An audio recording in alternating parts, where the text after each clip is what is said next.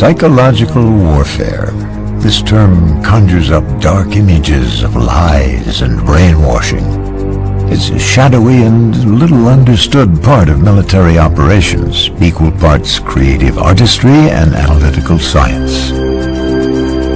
Trained soldiers create manipulative messages in secret and then release them for mass consumption. Many believe these words and pictures unfairly convince decent people to betray their friends and their country. Today, the United States is recognized as the world leader in military psychological warfare. Here at Fort Bragg, North Carolina, teams of U.S. Army soldiers are constantly refining their complex skills and creating messages aimed at a variety of audiences.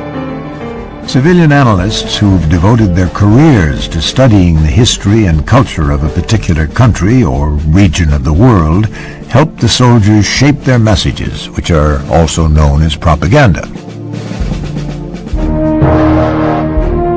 Following the success of psychological operations in Panama, more American military leaders were willing to incorporate persuasion into their battle plans at a fairly early stage of the Persian Gulf War in 1991.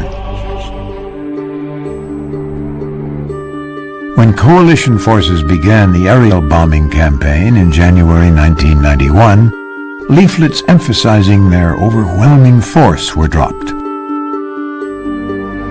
As in previous conflicts, promising destruction, then delivering it was effective.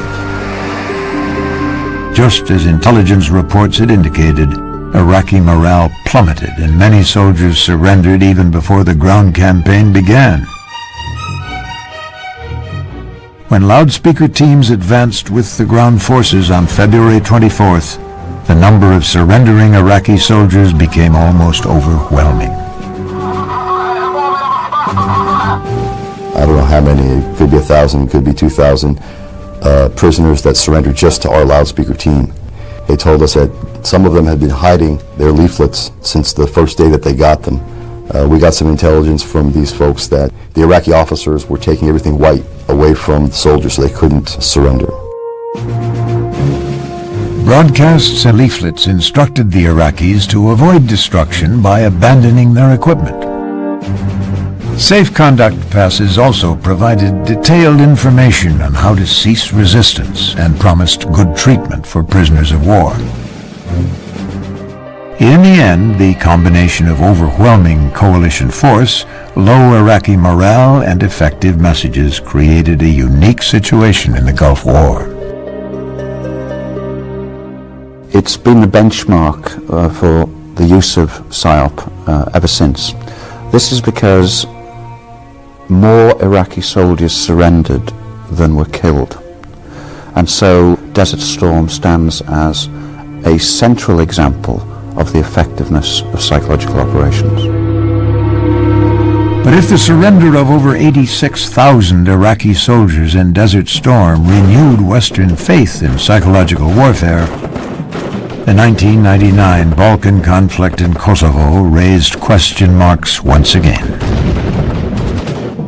Propagandists from member nations of NATO, the North Atlantic Treaty Organization, drenched the region with over 100 million leaflets after Serbian forces invaded the predominantly Muslim province of Kosovo. 70 million more leaflets were delivered in the Balkans than in Desert Storm. NATO also conducted an effective bombing campaign. But without the threat of advancing ground troops, soldiers in Slobodan Milosevic's army could not be persuaded to surrender during the conflict. This served as a potent reminder that psychological warfare alone cannot win wars. Still, this shadowy art of influence continues to evolve. Kosovo nećemo dati.